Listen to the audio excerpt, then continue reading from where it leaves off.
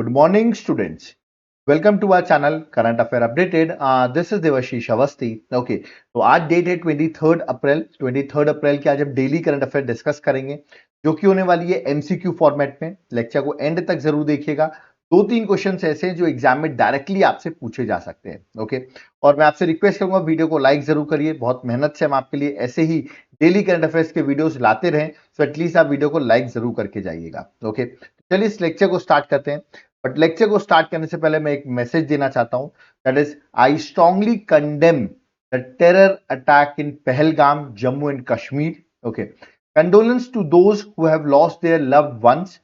I pray that the injured person recover as soon as possible. अभी आपने already इतना news में देख लिया होगा कि जिस तरह जो अभी पहलगाम में अटैक हुआ है, that is at Jammu and Kashmir में जो अटैक हुआ है, वो करीबन 26 to 28 टूरिस्ट पे ये अटैक किया गया है। तो बहुत ही मतलब आप कह सकते हैं शॉकिंग और पेनफुल इंसिडेंट है जो अभी रिसेंटली हमने सबने आपने सुना होगा। ओके, और शॉकिंग और पेनफुल इसलिए भी है क्योंकि जो विटनेसेस ने बताया है कि जो नॉन मुस्लिम्स थे उनको स्पेशली टारगेट करके, मतलब उनके रिलीजन को देखकर उन पर अटैक किया गया है। Okay, so this is very shocking and painful to us. Okay, so I want कि इस पर एक हीनियस एक्ट जो हुआ है इस पर बहुत जल्दी जस्टिस मिलना चाहिए और इस पर एक स्ट्रॉन्ग एक्शन जो है वो होना चाहिए। ओके, क्योंकि जो इमेजेस आ रही हैं, हम देख रहे हैं कि जो इमेजेस आ रही हैं, this is very shocking for me. Okay, बहुत से टूरिस्ट वहां घूमने गए थे पहलगाम में। मैं आपको बताऊंगा एक जगह है, देखिए पहलगाम में, आपको जिसको नहीं पता बता दूं, ये देखिए अनंतनाग आपको दिख रहा होगा, जम्मू एंड कश्मीर के मैप है ये अनंतनाग में ही। यानी कि पहलगाम एक प्लेस है, बड़ी फेमस टूरिस्ट प्लेस है। देखिए मैं भी इस प्लेस को विजिट किया हुआ है मैंने, पहलगाम को। और यहाँ पर एक बहुत फेमस, जैसे स्विट्जरलैंड ऑफ कश्मीर कहते हैं, बाइसरेन वैली है। ठीक है, बहुत ब्यूटीफुल वैली। मैं अभी आपको उस वैली की भी लोकेशन दिखाता हूँ, वहां पर यह अटैक हुआ है। याद रखिए, तो अनंतनाग डिस्ट्रिक्ट है, वहां पर पहलगाम जगह है और पहलगाम में बाइसरेन वैली है जहां पर यह अटैक हुआ है। बहुत से कपल्स वहां पर आते हैं, ठीक है, बहुत से शादी के बाद लोग आते हैं। देखिए वहां पर ये किस तरह की इमेजेस आ रही हैं। This is shocking for me. I think this is most haunting image जो आप कह सकते हैं टेरर अटैक की हम यहाँ पर देख रहे हैं, क्योंकि जम्मू एंड कश्मीर में टूरिस्ट पर अटैक करना, जिनके पास कुछ भी नहीं है, यानी कि इनोसेंट टूरिस्ट है, अनआर्म्ड टूरिस्ट है, ठीक है, उन पर अटैक करना ये बहुत गलत हुआ है। और आई होप जो भी जम्मू एंड कश्मीर से भी ये वीडियो देख रहे हैं, ठीक है, उनको ही पता है ये अटैक होने की वजह से कितनी दिक्कत आ सकती है अब आगे टूरिज्म पे भी, क्योंकि ये जो इंपैक्ट होगा, ठीक है, क्योंकि पूरी जम्मू एंड कश्मीर की, मैं आपको एकदम सीधे बता दूं, जम्मू एंड कश्मीर की पूरी इकोनॉमी जो है वो टूरिज्म पे चलती है। और अटैक टूरिस्ट पर नहीं हमने देखा बहुत टाइम से कि टूरिस्ट पर अटैक किया गया हो, बट इस बार देख सकते हैं जो अनआर्म्ड टूरिस्ट है उन पर अटैक किया गया है। तो ये एक बहुत ही शॉकिंग और पेनफुल है। तो लेक्चर स्टार्ट करने से पहले मैं ऑफकोर्स इसके लिए कंडोलेंस करना चाहता था, इसलिए मैंने आपको बताया। ठीक है, और जिसको नहीं पता मैं आपको ये बता दूं, देखिए यहाँ पर जो बाइसरेन वैली है ना, देखिए ये वो जगह है, कितनी ब्यूटीफुल प्लेस है। अब आप देख सकते हैं बाइसरेन वैली, इसको मिनी स्विट्जरलैंड भी कहते हैं। कभी आप जम्मू एंड कश्मीर जाएंगे तो आपके इटिनरी में ये वन ऑफ द प्लेस रहती है, मतलब लोग विजिट करते हैं। आप देख सकते हैं कैसे लोग यहाँ पर घूम रहे हैं, इवन टिकट भी लगती है इसके एंट्री में। मेरे लिए ये इंटेलिजेंस फेलियर भी है कि लोग दोपहर को करीबन 1:30 बजे 6-7 लोग इतने सारे वेपन्स लेके फायरिंग कर रहे हैं, तो मतलब इसमें इंटेलिजेंस फेलियर भी है। तो जल्दी से आई थिंक इसमें जो कल्प्रिट्स हैं जिन्होंने ये अटैक किया है, टेररिस्ट ऑर्गेनाइजेशन है, उन पर स्ट्रिक्ट एक्शन हो, और हम देखेंगे गवर्नमेंट अब इस पर क्या एक्शन लेती है। ओके, तो ये मैंने आपको बता दिया है जो एक इंसिडेंट था, क्योंकि लेक्चर स्टार्ट करने से पहले इस पर बात करना बहुत जरूरी थी। ओके, चलिए अब हम अपने लेक्चर को स्टार्ट करते हैं, क्योंकि हमारी स्टडीज तो कंटिन्यू रहना चाहिए। ओके, और ये जो अटैक हुआ इसके बारे में मैंने आपको बताया है। Okay, let's start with today's current affairs. Okay, देखिए सबसे पहला क्वेश्चन है, which state is a home to India's first prototype fast breeder reactor. ठीक है, तो क्वेश्चन मैंने डायरेक्टली पूछा है कौन सा स्टेट है जो कि इंडिया का first prototype fast breeder reactor है, और अभी बताया गया है कि इसको कमीशन भी कर दिया जाएगा 2026 तक, नेक्स्ट ईयर में कमीशन कर दिया जाएगा, इसलिए न्यूज में है। ऑप्शंस आपके सामने दिए गए हैं। ओके, इसमें से आपको करेक्ट आंसर बताना है।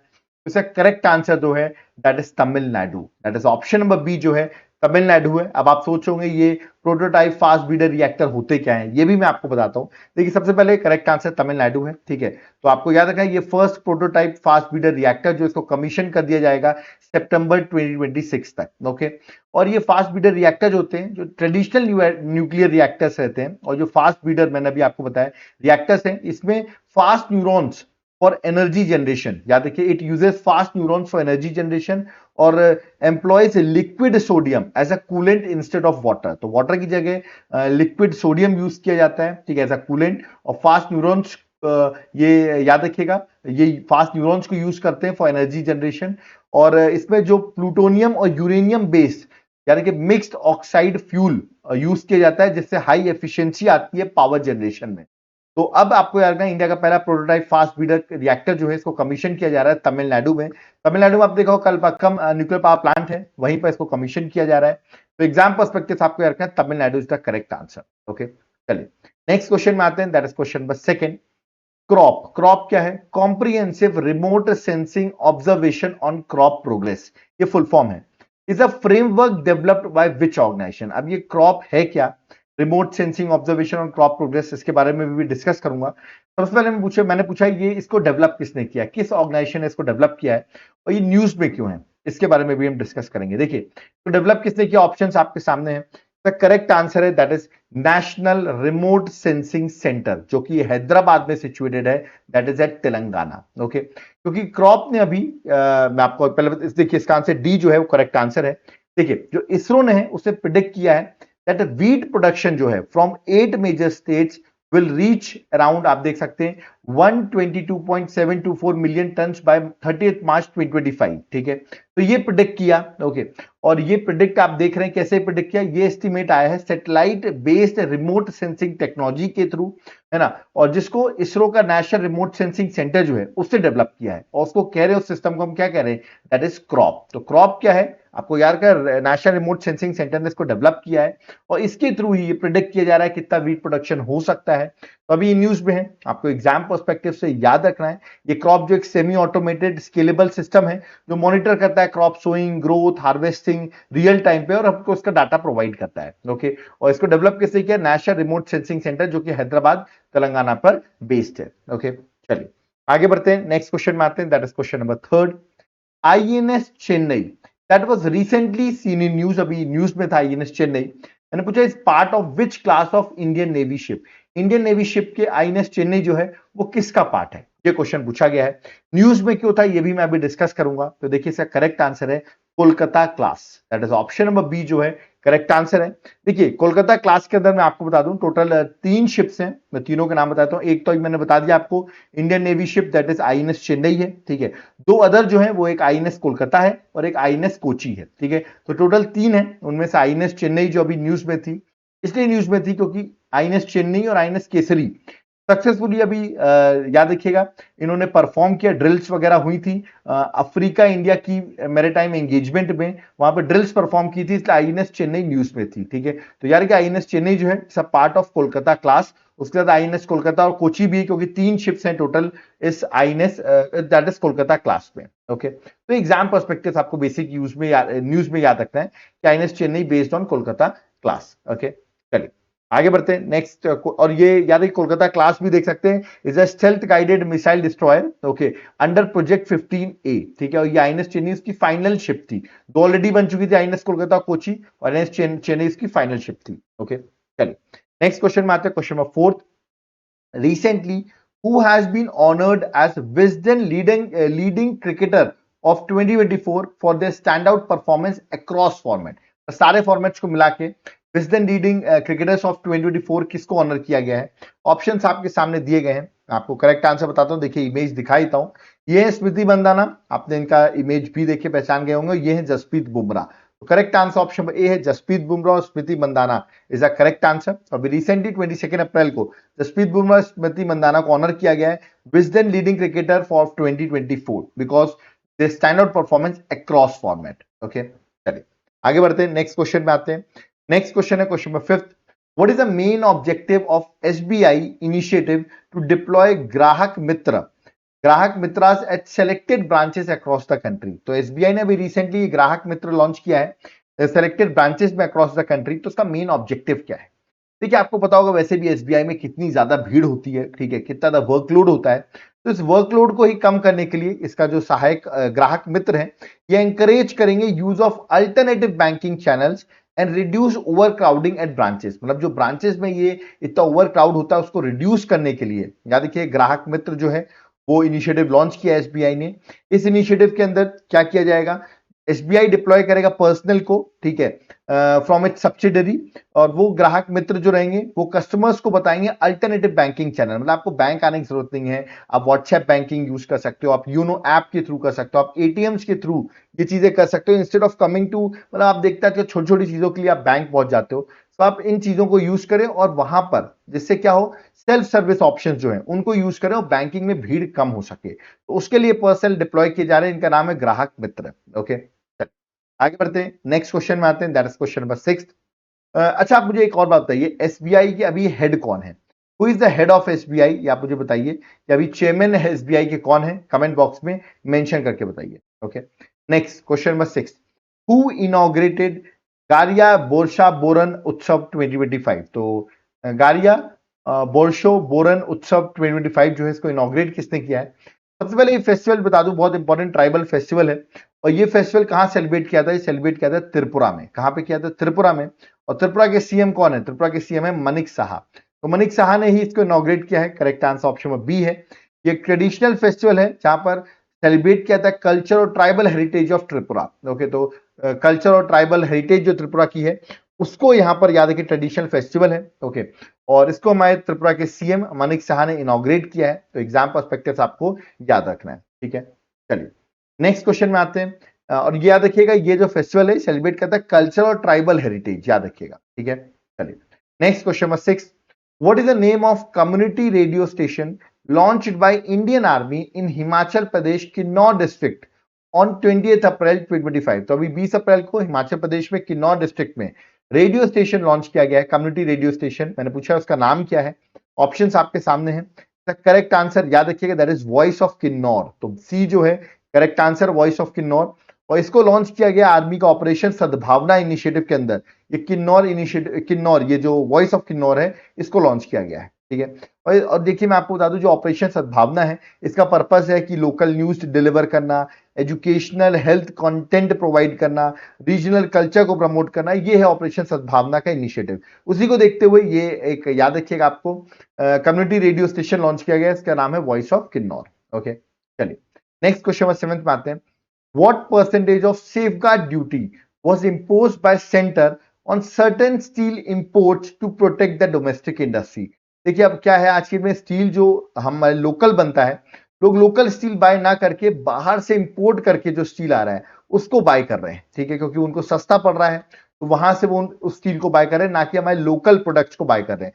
तो लोकल हमारी जो स्टील इंडस्ट्री उसको हार्म होगा, तो इसीलिए अब ये बोला गया जो बाहर से स्टील आएगा उसमें एक सेफगार्ड ड्यूटी लगेगी, जिससे कि उस स्टील का प्राइस बढ़ाएगा और हमारी लोकल इंडस्ट्री जो है वो प्रोटेक्ट हो सकेगी। ठीक है, तो कितने परसेंट का याद रखिएगा, ये सेफगार्ड ड्यूटी जो है वो गवर्नमेंट ने लगाई है कुछ सिलेक्टेड सर्टेन स्टील इंपोर्ट्स में। तो करेक्ट आंसर ऑप्शन में सी है, दैट इज 12%। आप यहाँ देख सकते हैं इंडियन गवर्नमेंट ने इम्पोज किया 12% safeguard duty on imports of certain non alloy and alloy steel.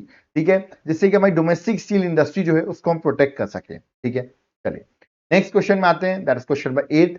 Where is the IAF Indian Air Force Surya Kiran aerobatic air show being held? तो ये एरोबेटिक एयर शो जो है वो कहां हुआ है, इसका नाम है सूर्य किरण। ऑप्शंस आपके सामने हैं, ये हुआ है बिहार में। याद रखिए बिहार की कैपिटल पटना में हुआ है, तो करेक्ट आंसर ऑप्शन में सी है, that is Patna, Bihar is the correct answer. Okay, चलिए आगे बढ़ते हैं, नेक्स्ट क्वेश्चन में आते हैं, that is question number 9।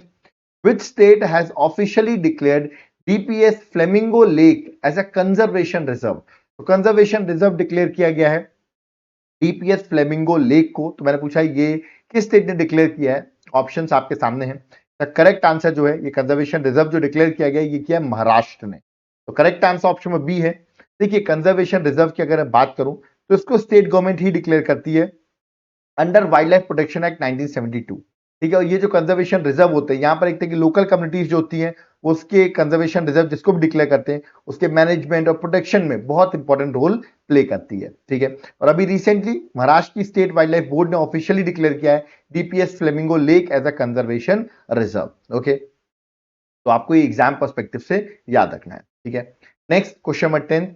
Which Saudi city did PM Modi visit in April 2025, marking the first visit by an Indian Prime Minister in over 4 decades? मतलब 40 सालों में अभी तक कोई भी प्राइम मिनिस्टर उस सिटी पर नहीं गया है। ठीक है, जनरली आप देखिए सऊदी अरेबिया की कैपिटल है रियाद, तो जनरली जो प्राइम मिनिस्टर्स आते हैं वो रियाद आते हैं, ठीक है। बट आप देख सकते हैं प्राइम मिनिस्टर नरेंद्र मोदी उस सिटी पे गए क्योंकि प्राइम मिनिस्टर 2 दिन की ऑफिशियल विजिट पे थे सऊदी अरेबिया पर, ठीक है।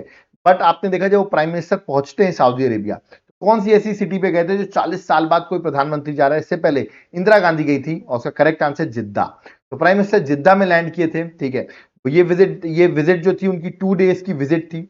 बट मैं बता दूं जहां पर जम्मू एंड कश्मीर में पहलगाम में अटैक हुआ, इसकी वजह से हमारे देश के प्रधानमंत्री ने अपनी विजिट को कट शॉर्ट कर दिया है और वो वापस देश आ गए, इंडिया वापस रिटर्न हो गए, ठीक है। तो because of this terror attack वो इंडिया वापस आ गए हैं। तो बट इस क्वेश्चन का आंसर जिद्दा है, जिद्दा में वो वहां पर गए भी, ठीक है। बट अगले ही दिन 2 दिन की विजिट को उन्होंने 1 दिन का ही कर दिया क्योंकि अगले उसी दिन अटैक हो गया, तो वापस इंडिया आ गए, ठीक है। तो करेक्ट आंसर जिद्दा है, देख सकते हैं। Indira Gandhi last prime minister थी जो जिद्दा विजिट किया था 1982 में, ओके। जो सऊदी अरेबिया की जिद्दा गई थी। जनरली लोग रियाद जाते हैं, जिद्दा भी बहुत फेमस सिटी है, सेकंड लार्जेस्ट सिटी है सऊदी अरेबिया की आफ्टर रियाद। जिद्दा का सिग्निफिकेंस ये भी है, is the gateway of Mecca Medina, Mecca Medina का गेटवे है, जो कि बहुत इंपॉर्टेंट होली सिटी है ऑफ इस्लाम साइट्स। और यहाँ पे एनुअल हज पिलग्रिमेज के आपको पता होगा मक्का मदीना फेमस है। तो जिद्दा गेटवे होता है, तो प्राइम मिनिस्टर इस बार वहां पर गए थे। इससे एक हिस्टोरिकल टाई भी होता है between Saudi Arabia and India, okay. चलिए आगे बढ़ते हैं, नेक्स्ट क्वेश्चन में आते हैं, question 11th। On which date world book and copyright day 2025 is celebrated? तो वर्ल्ड बुक और कॉपीराइट डे 2025 कब सेलिब्रेट किया था, और उसकी इस बार की थीम क्या थी 2025 की? ये 2 क्वेश्चन मेरे हैं। सबसे पहले आज डे है 23 अप्रैल, तो 23 अप्रैल को ही world book and copyright day जो है वो सेलिब्रेट करते हैं। और इस बार की जो थीम थी वो थी रीड योर वे, याद रखिए रीड योर वे जो है वो इस बार की थीम थी, ओके। चलिए नेक्स्ट क्वेश्चन में आते हैं, that is question number 12th। Which state government launches pink e rickshaw scheme? याद रखिए पिंक ई रिक्शा स्कीम जो है लॉन्च की गई है विद काइनेटिक ग्रीन कंपनी। तो काइनेटिक ग्रीन कंपनी जो है उसके थ्रू स्टेट गवर्नमेंट ने लॉन्च किया पिंक ई रिक्शा स्कीम। तो मैंने आपसे पूछा ये किस स्टेट ने लॉन्च किया है? देखिए ये स्कीम लॉन्च की महाराष्ट्र गवर्नमेंट ने, ओके। और ये स्कीम जो है महाराष्ट्र गवर्नमेंट ने लॉन्च की पिंक ई रिक्शा स्कीम, जिससे कि वुमेन को फाइनेंशियली इंडिपेंडेंट बनाने के लिए, उनको एम्पावर करने के लिए pink e rickshaw scheme launch की गई है। तो वुमेन्स को ये ई रिक्शास मिलेंगे, ओके। और ये उन वुमेन्स को प्रेफर किया जाएगा जिनकी एज 20 to 50 है, जो कि विडो हैं, डाइवोर्सी हैं, इकोनॉमिकल वीकर बैकग्राउंड से हैं। उनको जनरली ये 3 टायर ई रिक्शा जो है वो प्रोवाइड किए जाएंगे। और इसमें काइनेटिक ग्रीन एनर्जी कंपनी जो है वो स्टेट गवर्नमेंट के इवेंट को पार्टनरशिप कर रही है और वो प्रोवाइड कर रही है electric 3 wheeler two beneficiaries, okay. तो ये आपको याद रखना एग्जाम पर्सपेक्टिव से इंपॉर्टेंट है। आप मुझे बताइए महाराष्ट्र के गवर्नर कौन है? Who is the governor of Maharashtra? ये आप मुझे कमेंट बॉक्स में मेंशन करके बताइए, okay. Next question, question number 13। How many medal did India won in 2025 ISSF world cup Lima campaign? देखिए आपको पता होगा ये अभी वर्ल्ड कप तो बहुत सारे फेजेस में होगा, बट लीमा जो कि पेरू जो कंट्री है उसकी कैपिटल है, वो इसका फेज 2 था जो यहाँ पर कंप्लीट हो गया है। तो इंडिया ने कितने मेडल इस फेज 2 में लीमा कैंपेन में जीते हैं, ये मैंने आपसे पूछा है। उसका करेक्ट आंसर 7 मेडल्स। तो इंडिया ने टोटल 7 मेडल जीते अपने सेकेंड वाले कैंपेन में, जिसमें से 2 गोल्ड थे, 4 सिल्वर हैं और 1 ब्रॉन्ज मेडल है, ठीक है। तो ये आपको याद रखना है। और हम थर्ड में थे बिहाइंड चाइना एंड यूएसए, ठीक है। जबकि जो पहला फेज हुआ था वो मैं आपको बता दूं ब्यूनो एयर्स में हुआ था 1 से 10 अप्रैल तक, ओके। और वहां पर हमने टोटल 8 मेडल जीते थे, 4 गोल्ड, 2 सिल्वर और 2 ब्रॉन्ज, ओके। और वो हम चाइना के जस्ट सेकंड थे, मतलब चाइना रैंक 1 पे था और इंडिया सेकंड रैंक पे थी, ठीक है। तो ये आपका रखना है सेकंड फेज में 7 जीत लिए हैं, फर्स्ट फेज में हमने टोटल 8 मेडल्स जीते थे, तो दोनों आपको याद रखने हैं, ठीक है। चलिए नेक्स्ट क्वेश्चन में आते हैं, that is question number 14। Who won the sportsman and sports women of the year award at the Laureus world sports award 2025? तो लॉरियस वर्ल्ड स्पोर्ट्स अवार्ड 2025 हुए हैं, उसमें स्पोर्ट्स मेन और स्पोर्ट्स वुमेन कौन बना, ये मैंने आपसे पूछा है। चलिए मैं आपको इमेज दिखा देता हूं, ये दोनों बने हैं। एक का नाम मैं बता देता हूं, एक का नाम है आर्मेंड डुप्लेंटिस, याद रखिए ये है उनकी इमेज, और एक है साइमन बेलीज, ओके। तो ये दोनों हैं, आपको याद रखना है डुप्लेंटिस और साइमन बेलीज जो है correct answer, that is option number A, ठीक है। और ये जो आर्मेंड डुप्लेंटिस हैं ये एक स्वीडिश पोल वॉल्टर हैं, आप यहाँ पर देख सकते हैं, इवेंट आपने देखा भी होगा कभी ना कभी, ओके। ये इसके हैं। और दूसरे जो आर्टिस्टिक जिम्नास्ट हैं साइमन बेलीज, ओके, जो वुमेन जिसको मिला है स्पोर्ट्स वुमेन का मिला है। तो दोनों को, एक को वर्ल्ड स्पोर्ट्समैन बने हैं ये आर्मेंड, और स्पोर्ट्स वुमेन बनी है साइमन, ओके। तो इन दोनों को ये अवार्ड दिया गया। डायरेक्ट क्वेश्चन आएगा एग्जाम में, डिफिकल्ट क्वेश्चन होगा, आपको याद रखना है, ठीक है, क्योंकि मोस्ट प्रेस्टिजियस स्पोर्ट्स अवार्ड है इन द वर्ल्ड में, तो क्वेश्चन एग्जाम में डायरेक्टली पूछा था लॉरेंस वर्ल्ड स्पोर्ट्स अवार्ड के बारे में। ओके, चलिए नेक्स्ट क्वेश्चन में आते हैं, question 15। Which type of diabetes has been officially recognise recently? कौन सी टाइप की डायबिटीज को अभी रिसेंटली रिकॉग्नाइज कर लिया गया है?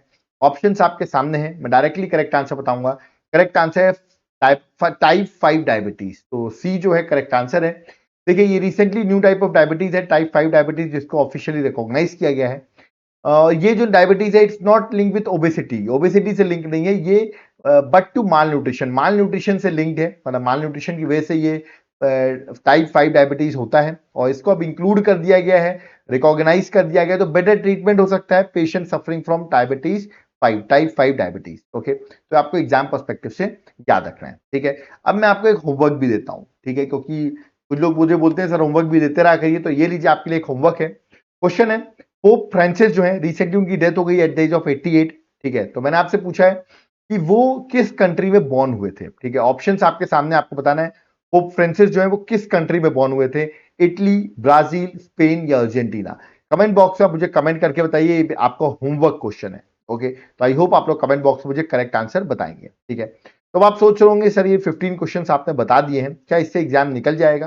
देखिए 15 क्वेश्चन से तो एग्जाम नहीं निकलेगा, एग्जाम निकलेगा 10 मंथ की करंट अफेयर्स को सॉल्व करने से, क्योंकि एग्जाम में आपको 10 से 12 महीने की करंट अफेयर्स एग्जाम में पूछी जाती है, ठीक है। तो उसके लिए मैंने आपके लिए एक बुकलेट बना दी है, 10 मंथ करंट अफेयर्स। देखिए जुलाई से लेकर अप्रैल तक की सारी करंट अफेयर्स एक जगह मैं प्रोवाइड कर रहा हूं आपको, 10 मंथ की करंट अफेयर्स रहेगी, जिसमें एमसीक्यू फॉर्मेटेड करंट अफेयर्स रहेगी। देख सकते हैं जहां पर आपको डायग्राम्स रहेंगे, आपको इमेजेस जो है प्रॉपर रहेंगी, एक्सप्लेनेशन रहेगा, और ऐसे 1800 एमसीक्यूज में आपको प्रोवाइड करूंगा, ठीक है। अब याद रखना है ये जो एमसीक्यूज हैं, ठीक है, अगर आपने इनको पढ़ लिया, इनको सॉल्व कर लिया और डिस्क्रिप्शन भी पढ़ लिया, एक क्वेश्चन बाहर नहीं आएगा, मैं आपको गारंटी के साथ कह रहा हूं। ये बुकलेट मिल कैसे सकती है? नीचे आपको मेरा व्हाट्सएप नंबर दिख रहा है, इस पर आप व्हाट्सएप करिए, हम आपको डिटेल्स प्रोवाइड करेंगे कैसे आप बाय कर सकते हैं। और अगर आप एप्लीकेशन से बाय करना चाहते हैं, तो एप्लीकेशन का नाम है देवाशीष क्लासेस, का लिंक मैंने डिस्क्रिप्शन बॉक्स में दे रखा है। जब आप ऐप डाउनलोड करेंगे तो वहां पर आपको ये कोर्स मिलेगा, करंट अफेयर्स का कोर्स, इसको आपको तुरंत बाय कर लेना है, क्योंकि यहां पर आपको नोट्स मिल जाएंगे, ठीक है, प्लस आपको नोट्स के साथ क्लासेस भी अवेलेबल होंगी, मतलब नोट्स होंगे, क्लासेस होंगे, और 1,000,040 ये कूपन कोड लगा देना तो 40% ऑफ भी हो जाएगा। आप एक बार इस कोर्स का कंटेंट तो चेक करो, कंटेंट अवेलेबल है, आप कंटेंट चेक कर सकते हो, फिर आप इस कोर्स को बाय कर सकते हो, ठीक है। कंटेंट आप देखोगे प्रॉपरली हमने अरेंज कर रखा है। अगर आपको कोर्स वगैरह कुछ नहीं चाहिए, आपको सिर्फ पीडीएफ चाहिए, तो इस नंबर पर व्हाट्सएप कर देना, जो भी चार्जेस होंगे पीडीएफ के वो हम आपको बता देंगे। ओके, तो यहां पर मेरा लेक्चर तो होता है कंप्लीट, बट मैं जाते जाते आपको एक गाइडेंस देता जाऊंगा। एग्जाम को क्रैक करने के लिए 3 चीजों की जरूरत होती है। पहला होता है करंट अफेयर्स, दूसरा होता है स्टैटिक के जीके, और तीसरी चीज होती है वो होती है एमसीक्यू, क्योंकि स्टैटिक जीके में बहुत से सब्जेक्ट होंगे, पॉलिटी, ज्योग्राफी, हिस्ट्री, इन सबके एमसीक्यूज, हर सब्जेक्ट वाइज एमसीक्यू। ये 3 चीज अगर आपकी स्ट्रांग है तो एग्जाम आपको निकालने से कोई नहीं रोक सकता। इन तीनों को कंबाइन करके हमने अपने एप्लीकेशन में कोर्स बनाया, इसका नाम है कॉम्बो ऑफर कोर्स। एप्लीकेशन में जाइए, इस कोर्स को आप चेक करेंगे, कॉम्बो ऑफर, तीनों चीजें आपको एक साथ मिल जाएंगी, और टोटली अपडेटेड, एग्जाम पर्सपेक्टिव से इंपॉर्टेंट। आप इस कोर्स को एक बार चेक करो, उसके बाद आप बाय करना, कितना प्रॉपर्ली हमने अरेंज किया हुआ है, ठीक है। अब कुछ लोग कहेंगे सर ये बेसिक जीएस से काम नहीं होगा, हमें तो एग्जाम में डिटेल में जीएस पूछते हैं। तो डिटेल वालों के लिए जनरल स्टडीज का एक स्पेशल कोर्स है, या polity, geography, history, detail lectures आपको मिलेंगे, और उसके साथ साथ ये कॉम्बो कोर्स भी इसमें इंक्लूडेड होगा। तो आप चाहें डिटेल में आपको जीएस चाहिए तो आप ये कोर्स बाय कर सकते हैं, और जिनको डिटेल में नहीं, आपको स्टैटिक जीके के पार्ट में चाहिए, तो आप इस कोर्स को बाय कर सकते हैं। तो तुरंत जाओ एप्लीकेशन, इन कोर्सेज को आप बाय करिए, एग्जाम पर्सपेक्टिव से बहुत हेल्पफुल है।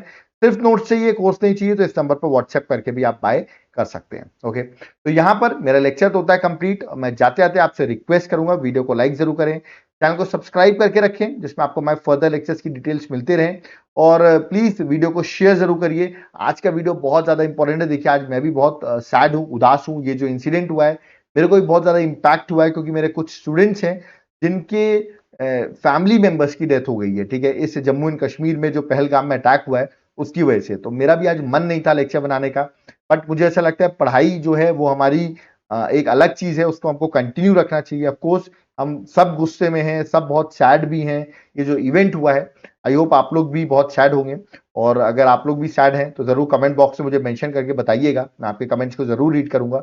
और प्लीज इस वीडियो को शेयर करिए, जिसमें जो मैंने स्टार्टिंग में कंडोलेंस मैसेज दिया है वो ज्यादा से ज्यादा लोगों तक पहुंच सके, तो एटलीस्ट आप इस बात के लिए इस वीडियो को शेयर जरूर करिएगा। ओके, तो अब यहाँ पर मुझे चलना होगा। Thank you everyone. जय हिंद, जय भारत, जय जगन्नाथ।